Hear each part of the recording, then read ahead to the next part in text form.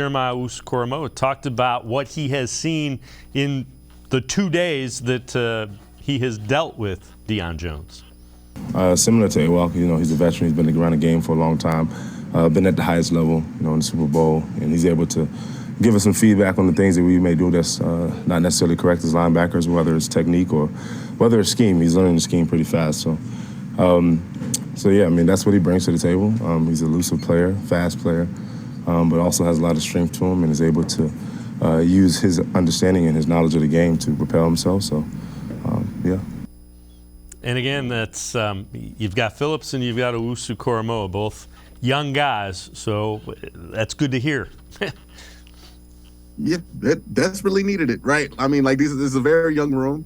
Last year they had Malcolm Smith on top of Anthony Walker all year, right? So they had that veteran presence at two of the linebacking positions. This year they tried to go with younger guys, and the youth is showing up.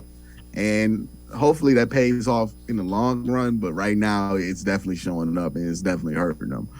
So again, I think that's what Deion Jones is here for. He might not be all pro anymore. He might not be the biggest playmaker anymore. I could care less. Can he be the adult in the room? Just be where you're supposed to be.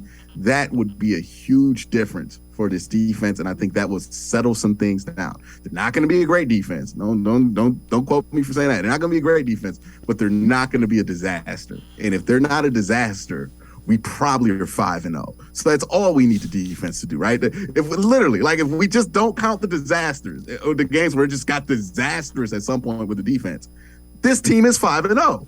That's all three of the losses. The Jets, the Atlanta Falcons, and then last week.